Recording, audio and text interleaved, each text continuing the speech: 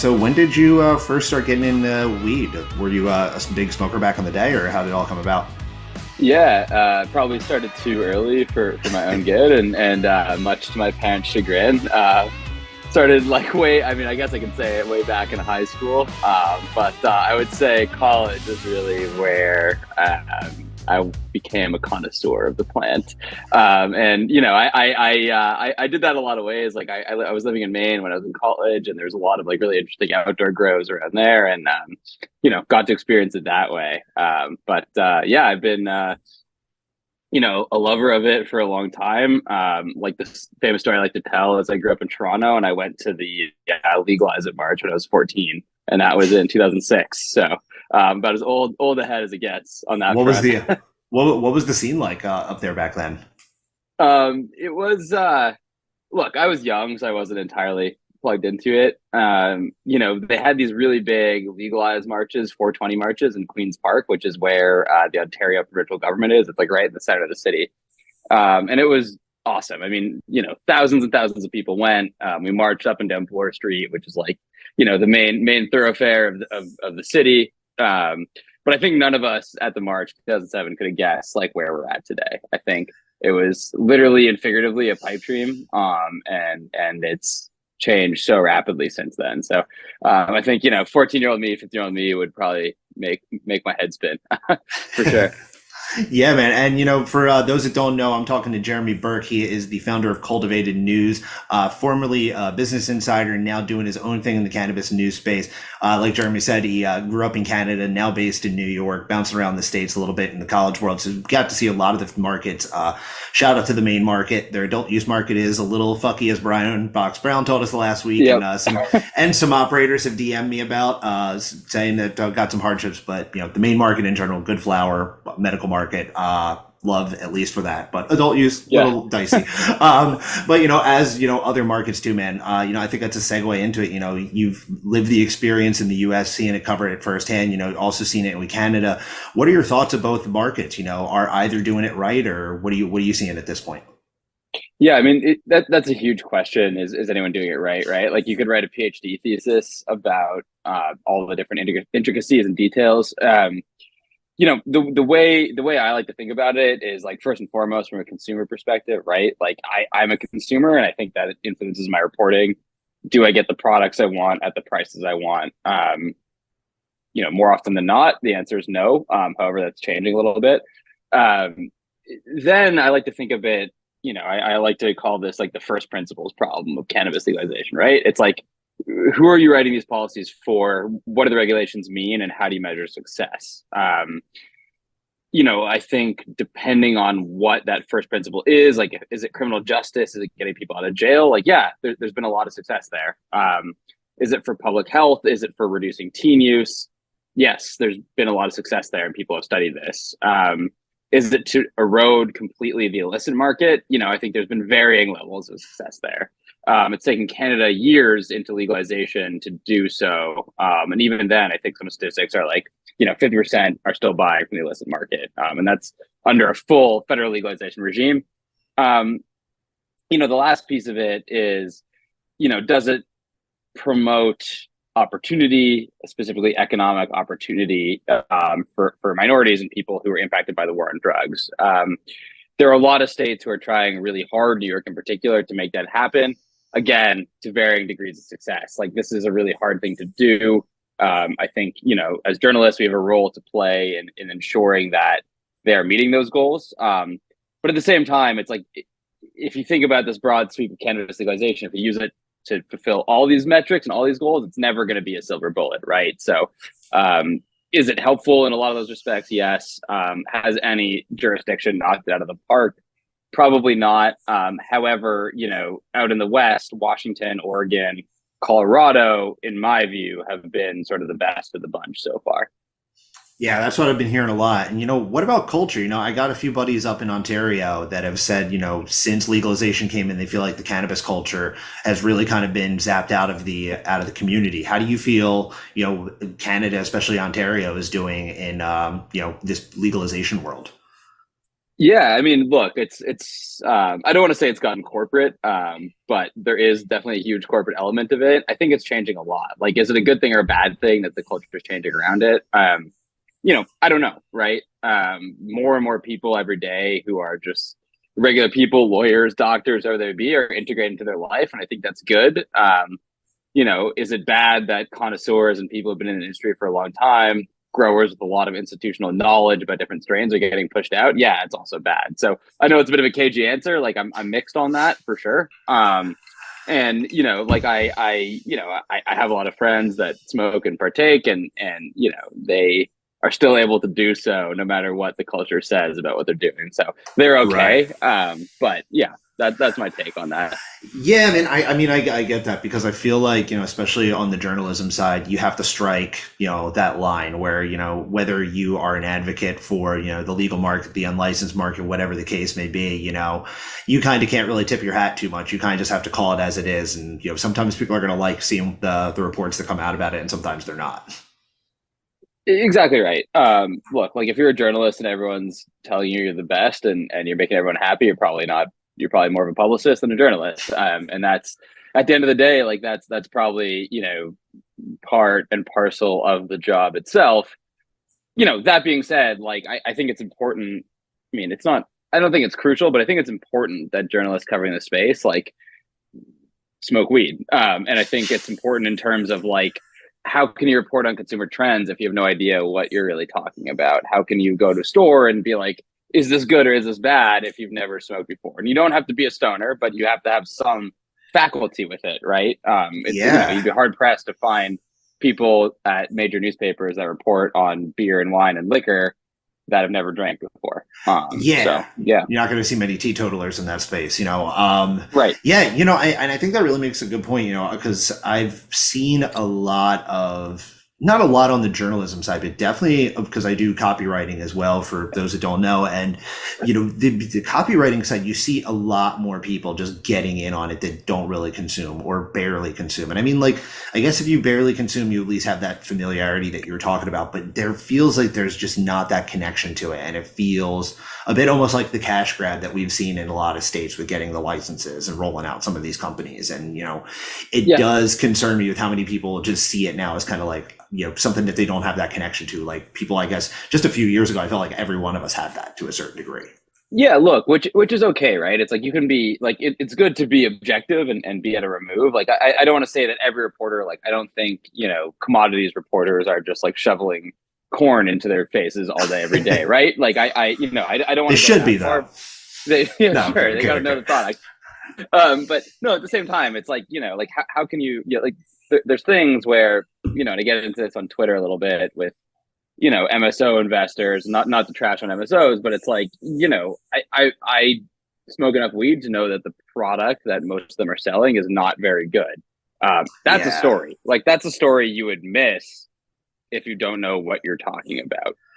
And I think that's really important. Now, is it getting better? Sure. Like some companies have standardized their operating procedures and they're actually deciding to learn from the community a little bit more. But like, it's a story you'd miss. If you never smoked weed, you'd be like, this is weed, it works. Why should I care about the quality of this or where it's from or the care that went into it or the genetics or all the things that people that are interested in weed would know about and care about. Yeah, absolutely. I actually saw a tweet or a LinkedIn post, I forget who, from Ben Adams, who's an author and a content writer in the cannabis space and psychedelics. And he even went a step further and said that if your writer hasn't grown the plant, then they don't have that familiarity. And it got my head spinning because it's like, I do agree with that to a certain degree. I haven't grown myself. I've wanted to for a while, but, there is, I think just consuming it alone is definitely a good level of familiarity. But, for certain aspects, especially if you're working in the ag tech side or something like that, having that familiarity and actually touching the physical plant yourself, it just adds that extra layer to it. Yeah, no, totally. And look, like even if you don't love consuming, I'm not saying you have to be a stoner to report on the space by any Right. means. Like you just have to know what you're talking about. Like try it, do it. Look at what products are good, what products are bad. Like go to a grow room and like talk to growers and figure out like how they're producing this. Like where's the strain from? Like it should just be interesting at the end of the day. Like it's interesting science, it's interesting culturally, and so like yeah, I would definitely encourage if people want to start reporting on it to like loop that in. At the same time, right? It's like, if you lose your objectivity, if you're so beholden to it, if you know, come in with such a clear bias about how things are going to go because you've had a long-term relationship to it, that can be negative too. That can be too extreme on the other side as well. So, I want to be careful about that, but I think it's important. Yeah, you really got to know how to strike that balance. It's a world you can slip easily into, but especially I feel like the people with the journalism school backgrounds are at least taught with that. Folks like me that kind of just got thrown into this, I feel could slip up a lot easier on it, but it's definitely noticeable. One thing that you mentioned too is, not just MSOs in general, but I've also from regulators and, some of the other cannabis brands out there really love saying that they got that quality over the OG market. And, like you said, it's just really not true. And I think a lot of times it almost just seems like anytime you ask any state, especially in New York, how are you going to combat the illicit market or whatever the case may be? It's lab testing and better plant. And, they say eventually the plant's going to get there and the lab testing is there, but both sides have had problematic pasts. I feel like, how do you feel when you get told that? Because I feel like you get served that answer a lot of times. Yeah, no, look, I mean, I think it's bullshit. And I like to call that out, right? Like, I think it's totally bullshit. It doesn't mean like a lot of legal growers are growing good products, right? Right. But a lot of times, like people who are more unfamiliar with the product will say like, my THC level is tested off the chart. Like, look how much I'm growing it. It's like 35%. Like, first of all, like it's probably not 35%. Like most plants are like in the teens or 20s. Second of all, it's like, why is that a measure of quality, right? Like, do I think Everclear is, better than Absolute Right. Vodka? Like, no, Love that comparison. Yeah, exactly. It's like, and at the same time, it's like, I personally speaking, I don't speak for every single consumer. Like, I need a little more to get the effects that I desire because I smoke a lot. But at the same time, it's like, I don't smoke to get like high off my ass all day. I smoke to get like the right amount of high. And oftentimes, like, there's other things in the plant that matter, like how it smells, how it tastes, the terpenes, like all those sort of, I don't want to get like too nerdy about it, but all that stuff, like, actually just did a video about that this week that came out on that exact thing. I'm not an expert, right? Like, I'm not a grower, I'm not a biologist, but I know enough to know what I'm talking about. Right. And I know when I can like look at some nugs and be like, yeah, I'd really want to taste those, or like, yeah, like I'll skip it, I'm not going to say which dispensaries or which brands, but I've gone to at least 2 New York ones so far where you get this $60 or so eighth and there's no trikes on it. It's like more of a brownish green than even like an orangish green. And, it will get there and it is getting better. And, hopefully they can bring over some of those, win over the unlicensed market and maybe bring some over and, hopefully make it better for both of them. But at the current time, to say they got that quality, it's just not right in, most cases with most states. Totally. And I mean, I can speak in New York in particular, just because I've experienced this market, like the quality at the medical ROs is uncompetitive with what growers are producing. That just growers in my network that I've known, the delivery services I've used for years. Like I'm fine to admit that like the quality is just not there. The price isn't there, but it's changing really fast. Like a lot of the, to be clear, like a lot of the, illicit bodegas on the street or my neighborhood, like they have California brands and they're pretty good. It's old. Like you can tell that it's taken a long time to cross state lines sometimes, but it's getting better. And I think these probably in 5 or 6 years we'll be talking about these issues and like the entire world will have shifted and the legal guys will be growing better. But right now it's just not the case, and people that make that argument are just wrong. Yeah, and we're gonna keep hearing it, and because they got nothing else right now to say. But anyway, we talk a lot about the market. I know people pepper you with the hell out of these things, and I really want to make sure this show kind of taps a little different and make sure we talk about you, and especially it's really exciting going Cultivated. I mean, I usually end up talking to folks that are either freelance or on the staff side, and you're coming from the staff side now. Freelance, I guess, running your own business. I don't know how you describe yourself, but definitely on the independent side. So how's it been? Not trying to bag on either side, but kind of comparing what's life been like from Insider to Cultivated. Look, I mean, I Insider took care of me when I left, and I got to be careful with what I say. But I had I'll leave it at that. I had a great experience there. They gave me an opportunity to pursue my passion, and I'm totally thankful to them for that. Working at a big venture-backed publication gave me a lot of thoughts and a lot of, not to use a terrible metaphor, a lot of ammunition about how I could create better incentives for writers to produce better work, right? I think, Insider was part of this wave of digital media companies that raised a ton of money.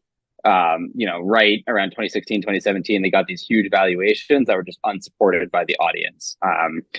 And what happened when writers at these publications, the pressure was put onto them by the investors to say, keep turning out more, let's generate more traffic, let's get more traffic. Thinking the whole time that, traffic was some sort of corollary to quality of journalism, right? And I think for me, I don't think that is the case at all. And part of what I'm trying to do at Cultivated is to solve for good journalism about cannabis. Look, I want to make money. I'm clear about that. I'm not doing this out of the goodness of my own heart. This is a business venture. Look, this is a business venture. I want to grow, but at the same time, I want to incentivize both myself and other writers to produce work that matters, and not really be beholden to targets that investors who might be used to software-like returns are trying to generate out of media. And so I think part of that is I feel like I have a much more one-to-one connection with my readers. They followed me from Insider, and I'm really grateful for that. I'm freed up to write things that maybe, are a little bit more opinionated, might sort of shirk the conventions of journalism a little bit. I can mix curation and scoops with my own opinion. And I think readers are really responding to that. Look, that may be to my own detriment in 5 years, but right now it seems to be working and it's going really well. So it feels pretty fucking liberating, to say the least, to be on your own.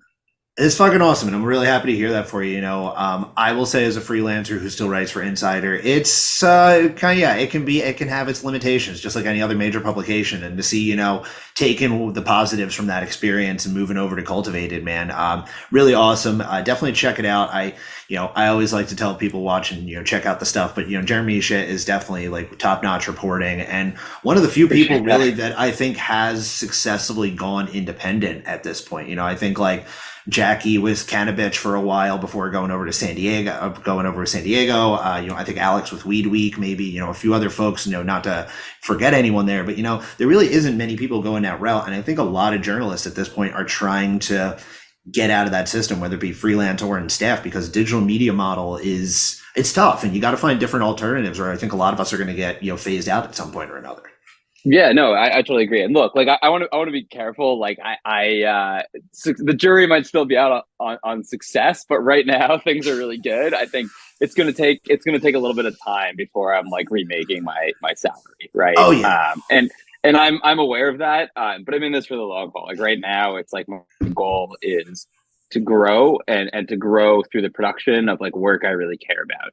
Exactly. And that's what I'm doing. And look, it's invigorating. I'm honestly surprised at how much I like doing it and how much, I work on it every single day. I work a lot on this, and I'm glad that it's resonating with you. Yeah. No, yeah. Well, I mean, and of course, yeah, money is the success, a big metric for success. And I feel I'm kind of going through my own, obviously this is your episode, but I feel with me, recently I had my most successful years the last years if you go off of income, but now just burnout and tired. And I'm finding a lot more of a liberating path on this YouTube channel that so far is getting less than 100 views an episode, but getting to tell people stories and get to feature them and, hear kind of their perspective. So I feel or at least seeing with from your perspective with Cultivated, you getting to tell your stories and getting it out in your ways, and especially, like you said, trying to empower yourself and other writers to doing it, maybe not the ultimate milestone, but I feel you're on a really good path, man. So it's happy to see you and other people doing that. Yeah, look, and I think to sort of talk about this, the way media is changing, it's all about, for me, it's reaching the right audience, not necessarily the maximal audience. Yeah. I think that creates a really good incentive, and that's what I'm trying to do. look, if you want me to just say like that your stock investments are really great, like I would find a different publication to follow.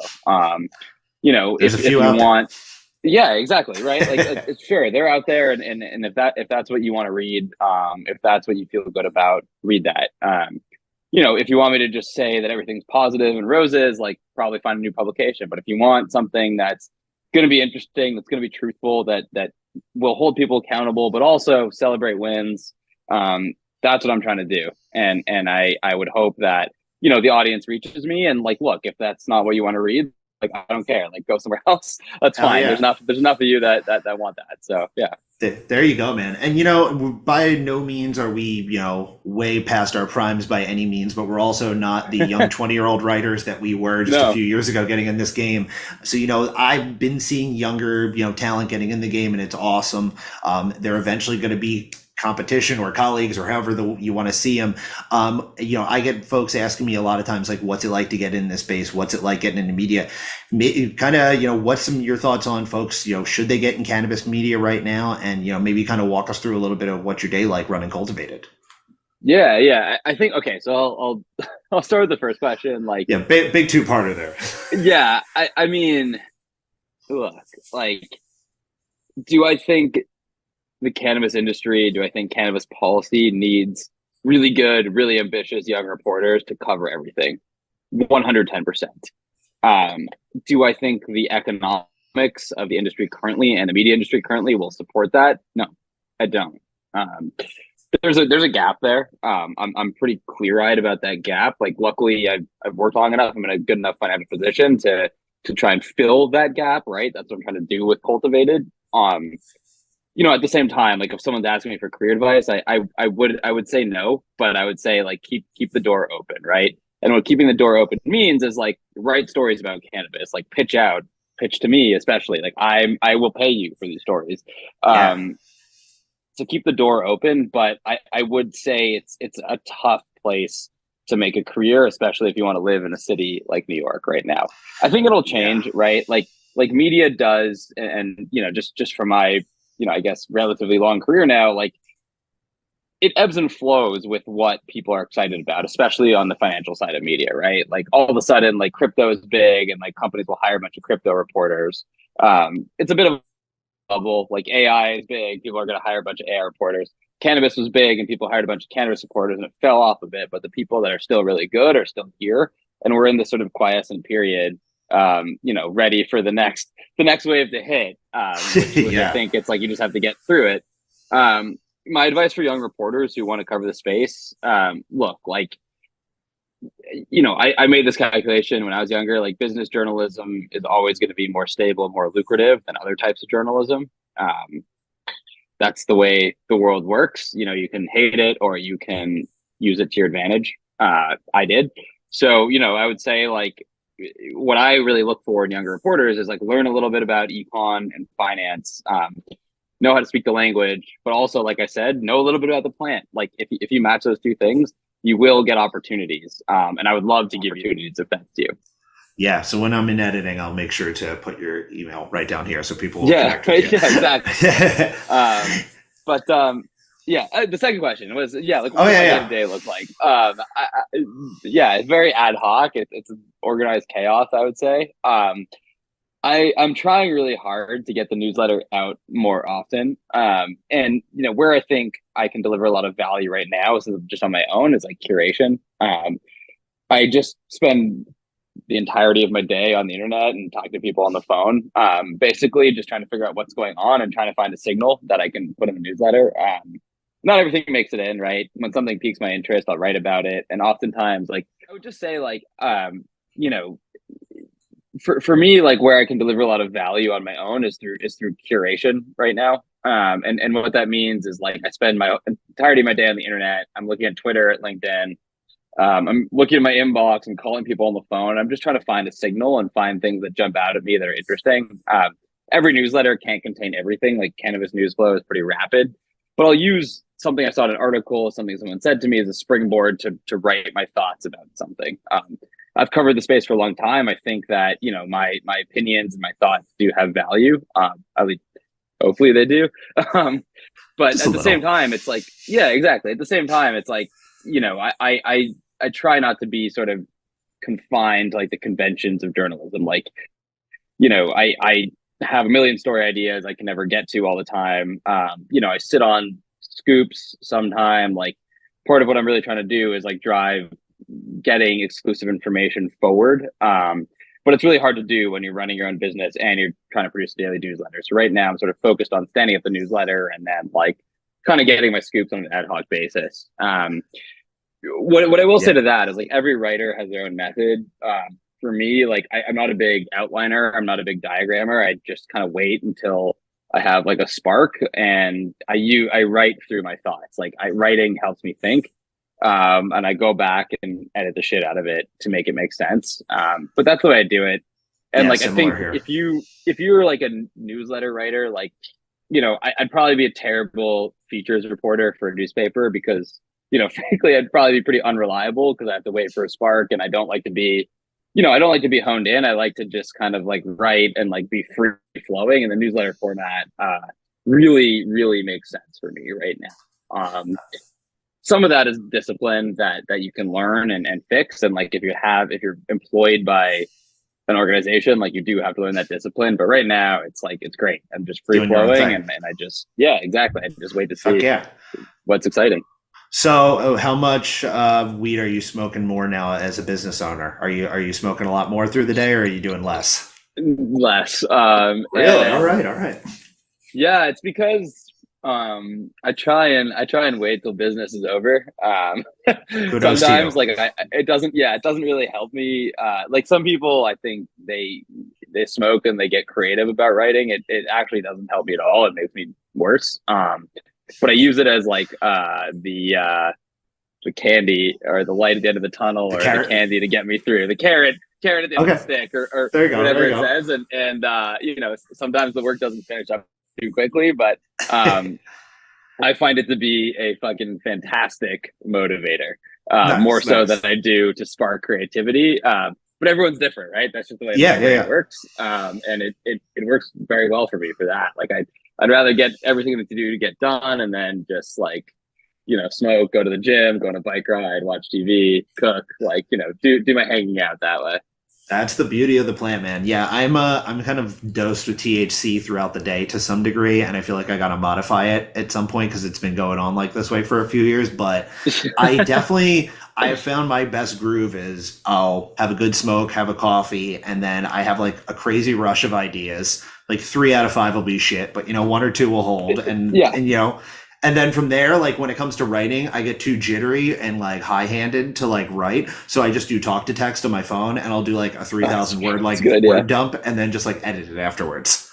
I haven't played with TikTok too much. I mean, I get a lot of my good ideas, like, and like my fiance sitting right behind me, so she'll think this is funny. But like, I get a lot of my best ideas like when I'm just like high, sitting on the couch watching TV and like Hell mindlessly yeah. scrolling. I'll be like, oh, that's fucking good. Like I have to write about that, and then I just like I have like a really. I mean, I should get better about this, but I'll have like a really disorganized notes app in my phone that I'll just start like, I'll just like put the thought in, and in the morning, I'll sit there soberly and read it and be like, that was a great No. idea, or like, no way, yeah, like what Yep. was I Yep. thinking, Oh yeah. but I text yeah, myself. that's great. Yeah, it's like it's just ad hoc. It's like I think every writer is different. Yeah. But yeah, And I feel like that's the whole thing. Like this could be any job. You could really say this, that especially any that are in the public eye. But I feel like there's a lot of misconceptions. Like some people will think like how you handle your job or what your goals are, or your expectations are. What is one or some of the biggest misconceptions that you get from public feedback in regards to your work or being a journalist in general. cool. That's a great question. Um, We're definitely clipping this and putting it up on all the social media channels. yeah, let me collect my thoughts. Okay, I'll say number one. Like um, I think with industry journals, like if you're covering an emerging sector, people expect you to be a friend, and like ultimately, like I am. Like I believe in the cannabis industry. I want people to succeed in this industry. I want it to become a thing. I don't hate it by any means. At the same time, like I'm going to report very critically on the companies that are making money in the space. I don't care if that makes you hate me. That's fine. I don't care if it goes against the thesis of your investment or your portfolio. That's fine. And like, especially for, executives and investors in the industry, like oftentimes, I get called a range of things. Like people will say on the one hand, they'll get, progressive advocates saying I'm a shill for capitalism, I'm all these things just because I'm like not being so critical in the way they want me to be. On the other hand, I'll say I'm like anti-business, I want people to fail. I'm like, too woke to be a reporter. Like, so it's like, to me, You that's can't like, win. well, no, it's not that I can't win. It's like if I have those two extremes criticizing me, then I think I'm really getting to all the smart people in the middle. True. And that's the way I think about it. And I'm okay with that. Like, I do think that, especially in the industry, like I'm okay to say this. I think some executives need to have a thicker skin. Like if you are running a multi-billion-dollar market cap company and like little Jeremy Berke is criticizing you and that makes you upset, like, yeah, like I don't, okay, fine, like toughen up. Like that's what Right, right. journalists do. Yeah. Yeah, no, I think you're right. I get the I think I listen too much to the vocal minority on social media that are from those sides that'll call you, a shill or, a cop or whatever the case may be. But yeah, as long as I think your articles are hitting with the non-fringe side of those audiences, you are doing the right job. And, yeah, I wonder maybe those CEOs who are thin-skinned, I wonder maybe if that's why a lot of them, left their first industry that they came from and came over to cannabis, or, maybe they just, I don't know. I wonder if Yeah. they got the right chops for running a company either in cannabis or elsewhere even. I think people want to read news that they agree with, despite what they'll say publicly. I think that not just CEOs. I think that goes for everyone, even myself. Like I don't read Fox News. Frankly, it's not it's not very truthful, and I don't read it because it's bad quality. Would I read something that I don't know, that maybe is more right leaning than I am? Like if it's smart and well thought out, like yeah, I would like to have that perspective. I would like to kind of gut check my own impulses. But I think people in the cannabis industry definitely struggle to do that. And even on Twitter, like there's a whole discussion among some investors that like all cannabis journalists are too left leaning.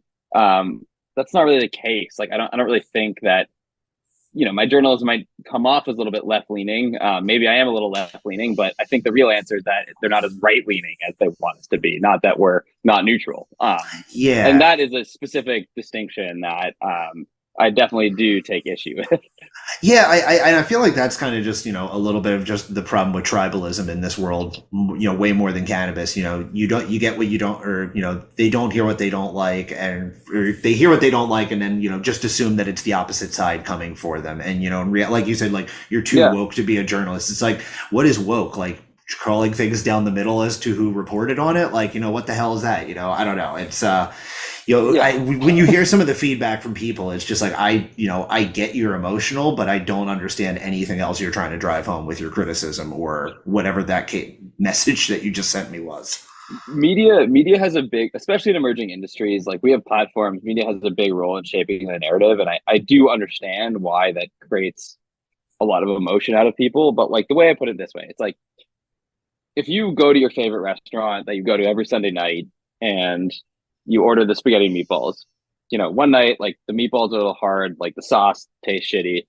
Like you're not gonna like go over Twitter and be like, this restaurant fucking sucks. Like I will never go back there again. Like if you make one tiny mistake in an article or something's a little bit biased, like you're gonna get that vitriol right back at you all the time. And Mm-hmm. for some reason, like journalists just don't get the same grace, I think, as other proprietors. And I do understand that it's that we have more power in that situation. Like I get it, but at the same time, it's like sometimes I think about that model. It's like really, like okay, like yeah, maybe this one's on me, but like, are you gonna like DM me and tweet at me like 20 times and like all this stuff? It's like I think that's a you problem, not a me problem. At I'm that I'm point, yeah. I'm definitely gonna post this clip so I can get diatribes on my page about that response. Yeah, it's fine. Look, like, and look, like, Twitter has become more of a cesspool, and like, I probably like too much for my own good. I provoke like people that I think are dumb, and like and I just do it because the whole thing is circling the drain at this point, and so it's like, why not have a little fun on the way down? If I was working for Insider still, I would not be doing that. I probably need a little more self control at the same time, but. Yeah, it's nice to see that Yeah. personality come through a little more. It's like, oh yeah, this is the dude I've hung out with a couple of times. Yeah, all right, cool. Exactly. No, yeah, and I mean it's not just Insider too. You know, when you see anyone leave their company, like if they go independent, you're like, oh, there's a bit more of that personality. They now are a little bit more capable and autonomous to have and use. So yeah, it's awesome. You know, although with some people it does mean they got laid off, so that's a negative. But we are seeing a bit more cannabis personalities because the shit is evolving. That's for sure. Yeah. Well, dude, I don't want to take up too much of your time here. I appreciate you diving in on this. Want to wrap it up? Let's give a plug to Cultivated. Where can people follow you? Where can they sign up? And what can they expect? For sure. So cultivated.news. You can sign up for free, or you can pay me a little money if you want premium content. That's up to you. You can also find me on LinkedIn. You can get like a version of the newsletter I post on LinkedIn. Subscribe there. You can find me on Twitter at JF Berke. What you'll get, I struggle to kind of like put into terms, but I think you'll get the most informed, the most interesting, and the most fascinating cannabis publication out there. I think I like to say we're not B2B media, we're niche media for everyone who's interested in cannabis, people in the industry, or people that just want to figure out where their opportunity is in the industry. We'll have something for you to read. It'll be very digestible. It'll be very easy to understand. And hopefully it'll make you laugh and be a little bit interesting. Like I like to be a little bit irreverent. I like to have fun. So that's what Cultivated is about. Yeah, I'm incredibly biased, but I'd say definitely check it out if you haven't already. Jeremy, man, thank you so much for taking the time. Really excited to share this one. And yeah, all the best in the future, man. And hopefully we'll see each other and smoke real soon. Yeah, man. Would love to do it anytime.